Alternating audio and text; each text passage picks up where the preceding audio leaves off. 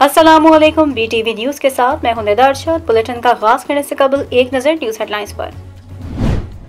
सियालकोट वाक़े के मजीद 7 मरकजी मुलजिमान गिरफ्तार, 26 मुलजिमान 15 रोजा जिस्मानी रिमांड पर पुलिस के हवाले। अहाता अदालत में सिक्योरिटी के इंतहाई सख्त इंतजाम। मुलजिमान की पेशी के वक्त सियालकोट गुजरावाला रोड समेत दीगर अहम मुकामात और ATC के अतराफ 700 एहलकार तैनात रहे।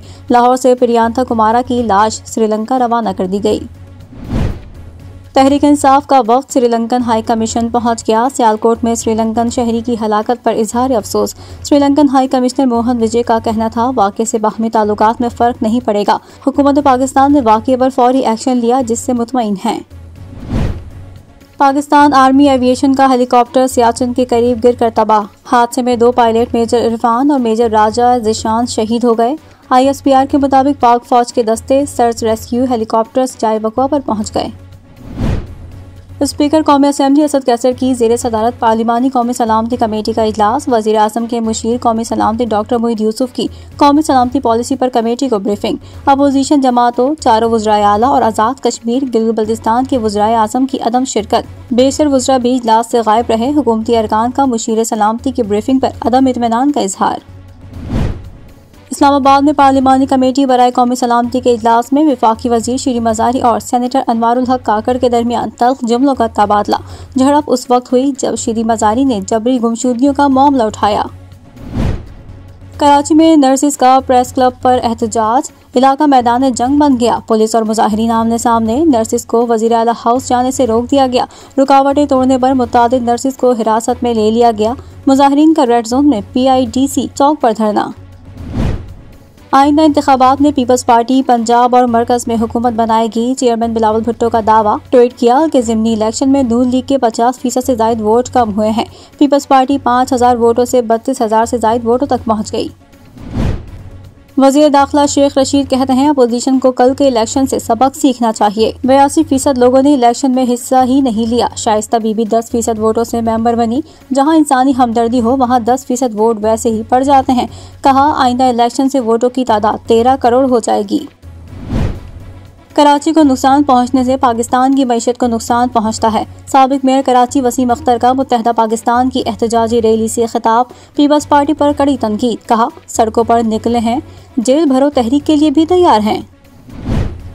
वज़ीर आला सिंध मुराद अली शाह कहते हैं, नए बल्दियाती निज़ाम में अपोजिशन की तजावीज़ शामिल की हैं। इन्हें फिर भी मुखालफत करनी है तो करें। मुर्तज़ा वहाब बोले, सिंध में उन लोगों को बल्दियाती इलेक्शन में शिकस्त नजर आ रही है। समझ से बालातर है कि चाहते क्या हैं। सिंध के बाद पंजाब और खैबर पख्तूनख्वा में भी CNG स्टेशन आज से 15 फरवरी तक बंद कर दिए गए। मुल्क में गैस बहरान शिद्दत इख्तियार करने लगा। CNG सेक्टर को गैस मुअत्तली का फैसला वफाकी काबीना की मंजूरी के बाद हुआ। सोना मजीद महंगा हो गया। 1 तोले पर 250 रुपए बढ़ गए। 1 तोला सोना 1,23,650 रुपए का हो गया। मुल्तान में खिलौने बेचने वाले से महंगाई खेलने लगी। हर चीज की कीमत आसमान पर। खिलौने बेचकर गुजारा करना मुश्किल हो गया। हामिद अली परेशान। मुल्क का दिफा करने वाले फख्रे वतन और 1971 की जंग में दुश्मन को मुंह तोड़ जवाब देने वाले मेजर मोहम्मद शब्बीर शरीफ शहीद का 50वां यौम शहादत आज मनाया गया। मेजर शब्बीर शरीफ पाक फौज के वाहिद ऑफिसर हैं जिन्हें 2 एजाज़ात सितारे जुर्रत और निशान हैदर से नवाजा गया। Army chief core commander Lahore की जानिब से सलामी पेश की गई। General officer commanding manager general Mohammad Raza ने फूल चढ़ाए। भारत में तारीखी बाबरी मस्जिद की शहादत को 29 बरस बीत गए। भारत के शहर अयोध्या में हिंदू इंतहा पसंदों ने 6 दिसंबर 1992 को बाबरी मस्जिद को शहीद कर दिया था। फसादात में मुसलमानों के घर जलाए गए। हजारों मुसलमान जिंदगी से महरूम हुए। ढाका टेस्ट के तीसरे दिन बारिश खेलती रही। पाकिस्तान और बांग्लादेश की टीमें होटल तक महदूद। एक गेंद का खेल भी न हो सका। पाकिस्तान ने पहली इनिंग्स में 2 विकेट के नुकसान पर 188 रन बना रखे हैं। बाबर आजम 71 और अजहर 52 रन पर नॉट आउट। और प्राइड ऑफ परफॉर्मेंस अजीज मियां कवाल की 21वीं बरसी आज मनाई गई। अपनी ज्यादातर कवालियां खुद तख्लीक करने वाले अजीज मियां आज भी मद्दाहों के दिलों में राज कर रहे हैं। बुलेटिन का आगाज करेंगे इस खबर के साथ। पंजाब खैबर पख्तूनख्वा के CNG स्टेशन को गैस की फराहमी मुअत्तल। तर्जुमान सुई नॉर्दर्न गैस कंपनी का कहना है कि पंजाब और खैबर पख्तूनख्वा के CNG स्टेशन को पीर की शाम 4 बजे से गैस नहीं मिलेगी। तर्जुमान सुई नॉर्दर्न गैस कंपनी के मुताबिक पंजाब और खैबर पख्तूनख्वा के CNG स्टेशन को पीर की शाम 4 बजे से गैस नहीं मिलेगी, जिसके बायस मुल्क में गैस का बहरान मजीद संगीन हो गया है। गैस फराहमी गैर मुअय्यना मुद्दत तक के लिए बंद की जा रही है। गैस मौतली का फैसला लोड मैनेजमेंट प्लान के मुताबिक किया गया है। वाज़ेह रहे कि 29 नवंबर को सुई नॉर्दर्न गैस कंपनी ने सिंध और बलूचिस्तान में नॉन एक्सपोर्ट जनरल इंडस्ट्री के कैप्टो पावर प्लांट्स को गैस की फराहमी बंद कर दी थी। कंपनी ने सर्दियों में घरेलू सार्फिन को गैस की बिला तातुल फराहमी यकीनी बनाने के लिए ये फैसला किया था, जबकि एक्सपोर्ट इंडस्ट्रीज और फर्टिलाइजर सेक्टर को सप्लाई जारी रखने का फैसला किया गया था। गैस की बंदिश पर ऑल पाकिस्तान CNG एसोसिएशन के मरकजी चेयरमैन गयास पराचा का कहना था कि गैस की दरामद में रुकावट बनने वालों के खिलाफ कार्रवाई होनी चाहिए। हुकूमत अरबों रुपए की इंडस्ट्री को तबाह करने पर तुली है। CNG एसोसिएशन के चेयरमैन का कहना था कि सिर्फ 15 से 20 MMCFD गैस लेने वाले स्टेशन को बंद करना जुल्म है। 2.5 माह तक मुसलसल बंदिश से कारोबार खत्म और हजारों लोग बेरोजगार होंगे। फैसल वावडा नाअहली केस, इलेक्शन कमीशन को ज़ेर इल्तिवा होने पर कार्रवाई न रोकने की हिदायत। फैसल वावडा की इंट्रा कोर्ट अपील की समाअत के दौरान इस्लामाबाद हाई कोर्ट ने इलेक्शन कमीशन को मामला ज़ेर इल्तिवा होने की बुनियाद पर कार्रवाई न रोकने की हिदायत कर दी है। इस्लामाबाद हाई कोर्ट में पीर को इलेक्शन कमीशन में नाअहली केस रुकवाने के लिए फैसल वावडा की इंट्रा कोर्ट अपील की समाअत के दौरान इस्लामाबाद हाई कोर्ट ने इलेक्शन कमीशन को मामला ज़ेर इल्तिवा होने की बुनियाद पर कार्रवाई न रोकने की हिदायत कर दी है। अदालत में मामून वकील की जानिब से कार्रवाई के इल्तिवा की इस्तदा की गई और कहा गया कि फैसल वावडा के वकील पेश नहीं हुए हैं। जस्टिस आमिर फारूक ने इस्तफसार किया कि ये केस कब से इलेक्शन कमीशन में ज़ेर इल्तिवा है। ये मामला 1.5 साल तो यहाँ रहा, तब भी छुपन छुपाई खेली जाती रही। हमसे इल्तिवा और इलेक्शन कमीशन से अपील ज़ेर इल्तिवा होने पर रिलीफ मांगेंगे। अदालत ने इल्तिवा की दरख्वास्त पर केस की समाअत 9 दिसंबर 2021 तक मुलतवी कर दी है। NCOC ने कोरोना के नए वेरिएंट ओमिक्रॉन के खतरे के पेश नजर कैटेगरी C के ममालिक में इजाफा कर दिया और उन ममालिक से पाकिस्तान आने पर मुकम्मल पाबंदी आयद कर दी। NCOC के मुताबिक कैटेगरी C ममालिक की लिस्ट 7 से बढ़ाकर 15 कर दी गई है, जिसमें जनूबी Africa, Netherland, Ireland, Croatia, Vietnam, Poland, Mozambique, Botswana, Zimbabwe और नमीबिया शामिल हैं। NCOC का कहना है कि कैटेगरी C ममालिक से पाकिस्तान आने पर मुकम्मल पाबंदी होगी और इन ममालिक से अशद जरूरी सफर खुसूसी इजाजत पर ही हो सकेगा, जबकि कैटेगरी C ममालिक से पाकिस्तान के लिए सफर खुसूसी कमेटी से इस्तिस्ना सर्टिफिकेट के बाद मुमकिन होगा। NCOC के मुताबिक पाकिस्तान आने वाले तमाम मुसाफिरों के लिए वैक्सीनेशन लाजमी होगी, जबकि 6 साल और जायद उम्र के पाकिस्तानियों और गैर मुल्कियों के लिए PCR टेस्ट लाजमी कराना होगा। बोर्डिंग से 48 घंटे पहले किया गया PCR टेस्ट दिखाना लाजमी होगा।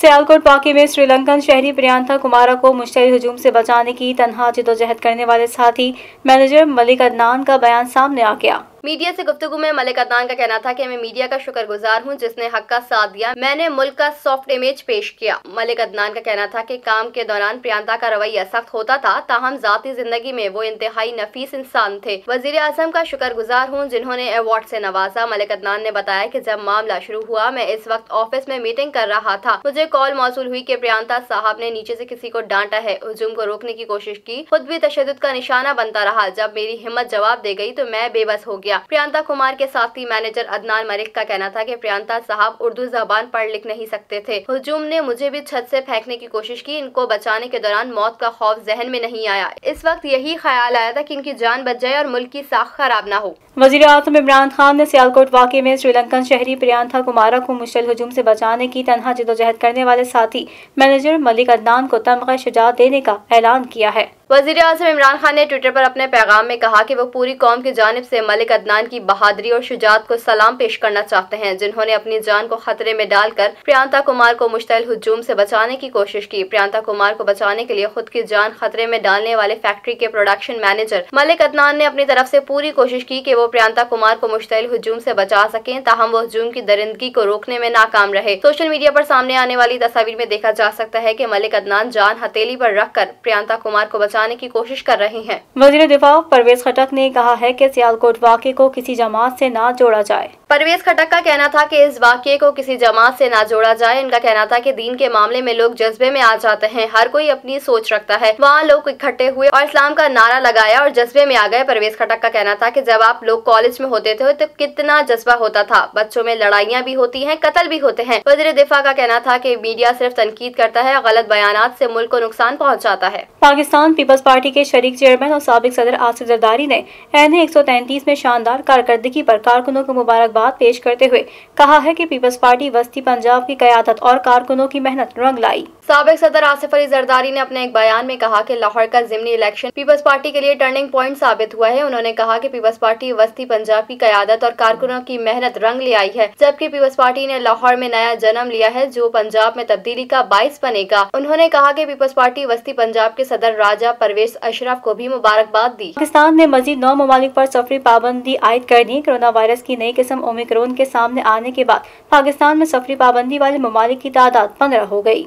NCOC के मुताबिक सफरी पाबंदियों का फैसला वबा के फैलाव का जायजा लेने के बाद किया गया। पाकिस्तान ने इससे कबल 6 ममालिक पर सफरी पाबंदियां आयद की थी, जिनमें जनूबी Africa, Mozambique, Namibia, Botswana, Lesotho और एस्वाटिनी के ममालिक शामिल हैं। इसके अलावा हांगकांग भी शामिल है। जिन ममालिक पर पाबंदी आयद की गई है उनसे वापस आने वाले पाकिस्तानियों को मुल्क में दाखिले की मशरूत इजाजत होगी। ऐसे शहरियों के पास कोरोना टेस्ट के मंफी रिपोर्ट और वैक्सीनेशन सर्टिफिकेट होना लाजमी है। इन ममालिक से वापस आने वाले पाकिस्तानियों का वतन पहुँचने पर टेस्ट किया जाएगा। नेगेटिव रिपोर्ट के साथ आने वालों को 3 रोज करंतना में रहना होगा। वाज़ेह रहे कि कोरोना के नए वेरिएंट के अमेरिका समेत मुख्तलिफ ममालिक में केसेस रिपोर्ट होना शुरू हो गए हैं। सिंध के हुकूक के लिए तमाम सियासी जमातें साथ हैं। कराची के इलाके कोरंगी में MQM पाकिस्तान की जानिब से किए गए एहतजाज से साबिक मेयर कराची वसीम अख्तर का खिताब। वसीम अख्तर का कहना था कि आज फिर कराची के अवाम के हक के लिए कुर्बानियां देने को तैयार हैं। कराची के हक के लिए सुप्रीम कोर्ट का रुख किया और सेनेट और कौमी असेंबली में भी आवाज बुलंद की, ताहम हमारी आवाज कहीं नहीं सुनी जा रही है। कहा MQM पाकिस्तान अब एहतजाज करेगी और अब एहतजाज से वापसी नहीं होगी। MQM रहनुमा ने वाज़ेह किया है कि एहतजाज सिर्फ ट्रेलर है और हम इस एहतजाज में अकेले नहीं हैं, बल्कि सिंध की तमाम सियासी जमातें हमारे साथ हैं और अब ये एहतजाज नहीं रुकेगा। उन्होंने ये भी कहा कि MQM पाकिस्तान सिर्फ मुहाजिरों के हक की बात नहीं कर रही, बल्कि हम तो सिंध में रहने वाले तमाम बाशिंदों और सिंधियों के हक के लिए बात कर रहे हैं। कराची से मुतालिक उन्होंने कहा कि ये शहर पूरे मुल्क को चलाता है और मुल्क को 70% और सिंध को 95% रेवेन्यू देता है। अंदरूनी सिंध से मुतालिक उनका कहना था कि इन इलाकों में वडेरा शाही निजाम नाफिज है और लोगों को नाहक कत्ल कर दिया जाता है। अंदरूनी सिंध में भी सेहत की सहूलियात और पानी भी दस्तयाब नहीं। साबिक मेयर कराची ने कहा कि सिंध पर पाकिस्तान दुश्मन जमात काबिज है और ये वो जमात है जिसने हैदराबाद के पक्का किला में अवाम का कत्लेआम करवाया। सूबे के बजट से मुतालिक उनका कहना था कि सिंध हुकूमत को 13 बरस से सालाना 1200 अरब रुपए मिल रहे हैं और सदर पाकिस्तान वजीर आजम इमरान खान और चीफ जस्टिस देखें कि ये बजट कहाँ जा रहा है, क्योंकि कराची की आवाम को अब अपने टैक्स के पैसों का हिसाब चाहिए। अपने मुतालबात पेश करते हुए वसीम अख्तर का कहना था कि जब तक तमाम सियासी जमातों से बात करके नया बल्दियाती कानून नहीं बनाया जाएगा और वजीर आला सिंध अपनी टीम के साथ आकर हमसे बात नहीं करेंगे, ये एहतजाज जारी रहेगा। वसीम अख्तर ने ये भी बताया कि कल बरोज मंगल कराची के इलाके औरंगे टाउन में एहतजाज होगा और इसके बाद शारा फैसल जाएंगे, जिसके बाद अगला पड़ाव वजीर आला हाउस होगा और इसके बाद मजीद लाएअमल बताएंगे। उन्होंने शुरा से कहा कि अब हम जेल भरो तहरीक शुरू करेंगे और क्या अवाम जेल भरो तहरीक के लिए तैयार हैं। इस पर वहाँ मौजूद अफराद ने जेल भरो तहरीक के हक में फलक शगाफ नारे भी लगाए। वफाकी वजीर असद उमर का कहना है कि वजीर आजम 10 दिसंबर को कराची ग्रीन लाइन मंसूबे का इफ्तिताह करेंगे। वफाकी वजीर बराए मंसूबा बंदी असद उमर ने ट्वीट में कहा कि कराची ग्रीन लाइन मंसूबे का इफ्तिताह 10 दिसंबर को होगा। वजीर आजम इमरान खान कराची के पहले जदीद ट्रांसपोर्ट निजाम का इफ्तिताह करेंगे। असद उमर ने ट्वीट में कहा था कि कराची ग्रीन लाइन मंसूबे का तफसीली जायजा लिया जाएगा। इंशाअल्लाह अगले 10 दिन में ये मंसूबा ट्रायल ऑपरेशन के लिए तैयार होगा। तकरीबन 2 हफ्ते ट्रायल ऑपरेशन के बाद 25 दिसंबर को कमर्शियल ऑपरेशन का आगाज कर दिया जाएगा।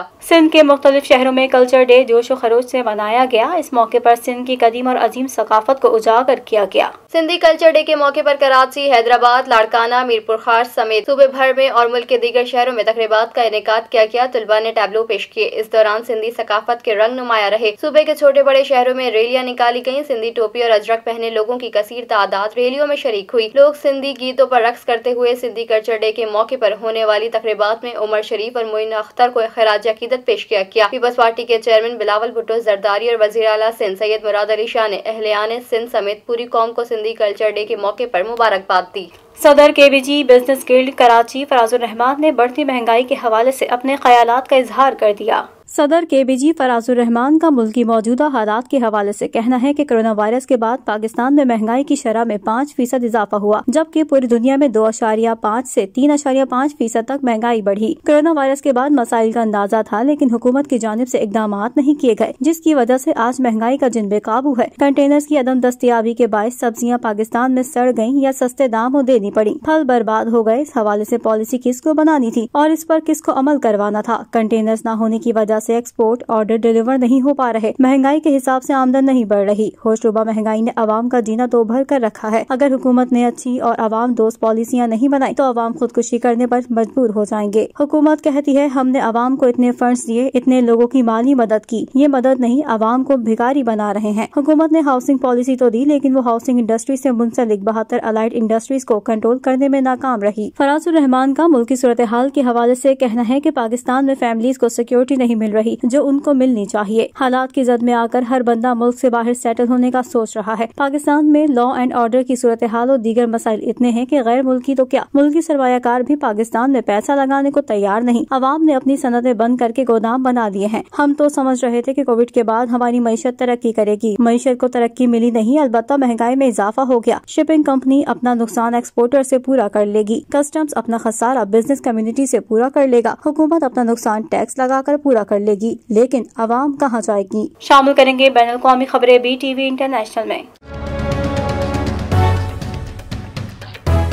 आलमी नुमाइश दुबई एक्सपो में अमाराती हुकाम की मौजूदगी में नया प्रोजेक्ट लॉन्च कर दिया गया है। मुत्तहदा अरब अमारात की रियासतों के दरमियान अब इत्तेहाद ट्रेन चलेगी। इत्तेहाद ट्रेन में अबू धाबी से दुबई का सफर 50 मिनट और अबू धाबी से फजीरा का सफर 100 मिनट में तय होगा। इत्तेहाद ट्रेन मशरिक़े वस्ती में कार्गो सर्विस के लिए मुतारिफ कराई गई है। ये ट्रेन 11 अहम शाहराहों को मिलाएगी। ये ट्रेन 11 अहम शहरों को मिलाएगी। हुकाम का बताना है कि चंद सालों में आम मुसाफिर भी इत्तेहाद ट्रेन इस्तेमाल कर सकेंगे। मुसाफिर ट्रेन प्रोजेक्ट पर 13 अरब डॉलर्स खर्च होंगे और मंसूबा 2030 में मुकम्मल होगा।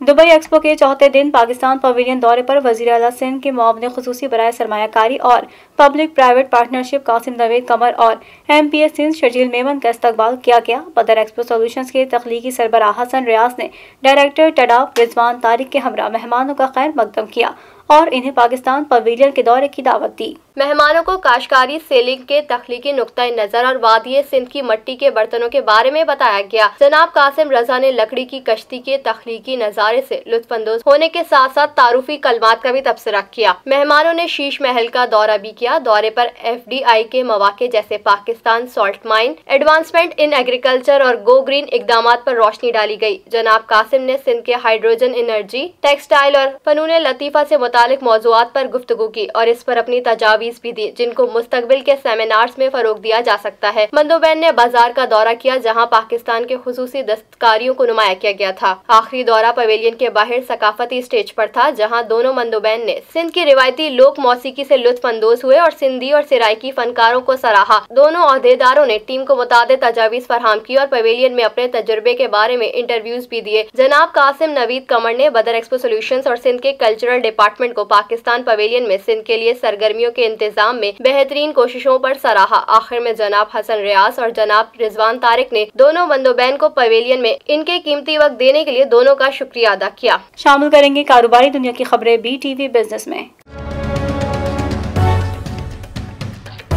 मुशीर खजाना शौकत तरीन ने कहा है कि सऊदी अरब से पाकिस्तान को 3 अरब डॉलर मौसूल हो गए। वजीर आजम के मुशीर खजाना शौकत तरीन ने ट्वीट में कहा कि सऊदी अरब ने 3 अरब डॉलर डिपॉजिट के तौर पर दिए हैं जो स्टेट बैंक को मौसूल हो गए हैं। मुशीर खजाना शौकत तरीन ने डिपॉजिट की रकम मौसूल होने पर सऊदी वली ओहद मोहम्मद बिन सलमान और सऊदी हुकूमत का शुक्रिया अदा किया। शामिल करेंगे शोबिस की दुनिया का अहवाल BTV एंटरटेनमेंट में।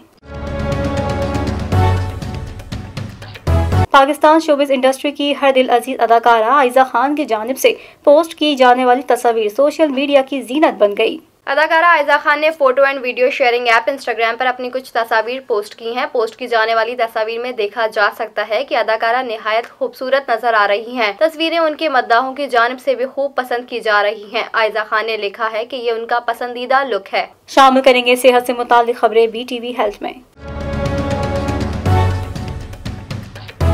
प्लास्टिक के इंसानी सेहत पर मुज़र असरात तो सामने आते रहते हैं, लेकिन चूहों पर की गई तहकीक से ये बात सामने आई है कि प्लास्टिक के नहायत छोटे ज़रात ब्लड प्रेशर और कोलेस्ट्रॉल में इजाफे और अमराज क़ल्ब की वजह बन सकते हैं। प्लास्टिक को इस दौर की सबसे बड़ी आलूदगी कहा जाए तो बेजाना होगा। हर फर्द सिर्फ एक दिन में 10 से 20 थैलियां मुख्तलिफ सामान के साथ इस्तेमाल में लाता है। फिर यही थैलियां नदी, नालों और दरियाओं से होती हुई समंदरों में पहुंच जाती हैं, जहां ये प्लास्टिक छोटे टुकड़ों में तकसीम होकर बारीक जर्रात पे तब्दील हो जाते हैं, जिन्हें माइक्रो प्लास्टिक का नाम दिया गया है। जामिया कैलिफोर्निया ने प्लास्टिक में मौजूद एक केमिकल जिसका नाम DCHP को तजुर्बा गाह में चूहों पर आजमाया। ये केमिकल चूहों के बदन में जाकर वहाँ PXR से चेक किया गया। ये मैदे में मौजूद होता है। जब प्लास्टिक के केमिकल ने मैदे के PXR पर हमला किया तो जिस्म में कोलेस्ट्रॉल कंट्रोल करने वाले कुदरती प्रोटीन में बिगाड़ के सबब कोलेस्ट्रॉल बढ़ने लगा। माहिरीन का कहना है कि ये तहकीक प्लास्टिक के इंसानी सेहत के लिए इंतहाई खतरनाक साबित होती है। इसीलिए अब आलमी इदारा बराए सेहत ने भी इस बात पर तहकीक का आगाज कर दिया है, क्योंकि प्लास्टिक का इस्तेमाल सालाना लाखों अफराद के कबल मौत का सबब बन रहा है। शामिल करेंगे दुनिया भर से हैरान कर देने वाले हक़ाइक़ BTV इंफोटेनमेंट में। ऐसे तो आपने बहुत से स्टेडियम देखे होंगे, मगर स्पेन की एक तामीराती कंपनी ने फीफा वर्ल्ड कप 2022 के लिए दोहा, कतर में तकरीबन 1000 कंटेनर्स इस्तेमाल करते हुए फुटबॉल स्टेडियम तामीर कर दिया। आज से 4 साल पहले जब इसकी तामीर शुरू हुई थी तो इसे रास अबू उबूद स्टेडियम का नाम दिया गया था, लेकिन हाल ही में तकमील के बाद इसका नया नाम 974 स्टेडियम रखा गया है, जो दोहा के शहर इस इलाके का पोस्टल कोड है। जबकि इसमें 974 कंटेनर्स ही शामिल हुए हैं। इस फुटबॉल स्टेडियम में 40,000 तमाशाइयों की गुंजाइश है। वर्ल्ड कप खत्म हो जाने के बाद इसे दोबारा से टुकड़ों में अलग अलग करके खत्म भी किया जा सकेगा। स्टेडियम का ढांचा एक मजबूत फौलादी फ्रेमवर्क पर तामीर किया गया है, जिसमें तमाशाइयों की नशिस्तों, मीडिया सेंटर, टॉयलेट और इस तरह के दूसरे मकामात के लिए कंटेनर्स इस्तेमाल किए गए हैं। शामिल करेंगे खेलों के मैदान में होने वाली हलचल BTV स्पोर्ट्स में। पाकिस्तान और बांग्लादेश के दरमियान जारी ढाका टेस्ट के तीसरे रोज का खेल भी बारिश की नजर हो सकता है। ढाका में मुसलसल बारिश का सिलसिला जारी है, जिसकी वजह से दोनों टीमों को फिलहाल होटल में रहने की हिदायत की गई है। मैच ऑफिशियल्स के फैसले के बाद टीमें होटल से स्टेडियम रवाना होंगी। पाकिस्तान और बांग्लादेश के दरमियान खेले जा रहे दूसरे टेस्ट मैच में मुसलसल बारिश के बाइस दूसरे रोज का खेल 6.2 ओवर्स के बाद ही खत्म कर दिया गया, जबकि पहले दिन का खेल कम रोशनी के बाइस वक्त से कबल खत्म कर दिया गया था। और अब जानते हैं मौसम का हाल BTV वेदर में। मुल्क के बेशतर इलाकों में मौसम खुश्क और सर्द रहा। पंजाब के मैदानी इलाकों में रात के औकात में धुंध छाए रहने की तवक्को, ताहम गिलगित बल्तिस्तान, कश्मीर और इससे मुल्हिका पहाड़ी इलाकों में हल्की बारिश और पहाड़ों पर हल्की बर्फबारी का इम्कान। मंगल के रोज मुल्क के बेशतर इलाकों में मौसम खुश्क और सर्द रहेगा। पंजाब के मैदानी इलाकों में सुबह और रात के औकात में स्मोक धुंध छाए रहने की तवक्को है। गुज़िश्ता 24 घंटों के दौरान मुल्क के बेशतर इलाकों में मौसम सर्द और खुश्क रहा। ताहम कश्मीर, बालाई खैबर पख्तूनख्वा, बालाई पंजाब और गिलगित बल्तिस्तान में बारिश हुई। सबसे ज्यादा बारिश कश्मीर, मुजफ्फराबाद, गढ़ी दुपट्टा, रावलाकोट, कोटली, खैबर पख्तूनख्वा, देर बालाई, मालम जब्बा, बालाकोट, काकुल, कालाम, मीरखानी, चित्राल, सैदो शरीफ, पंजाब, मरी में 9, जहलब में 5, इस्लामाबाद में रिकॉर्ड की गई। आज रिकॉर्ड किए गए कम से कम दर्जा हरारत लिहाज ज़ियारत -10, कल्लात -5, गोब्स -4, कालाम, कोयटा, इस्तोर, स्कर्दू -3, हुंजा -2, रावलाकोट में -1 डिग्री सेंटीग्रेड रिकॉर्ड किया गया। न्यूज स्टूडियो से फिल वक्त इतना ही। मजीद खबरों से बाखबर रहने के लिए विजिट कीजिए हमारी वेबसाइट www.btn.tv। लाइक करें हमारा फेसबुक पेज btv.pk, फॉलो करें हमें इंस्टाग्राम पे btv_pk। इसके अलावा सब्सक्राइब करें हमारा यूट्यूब चैनल बदर टेलीविजन नेटवर्क।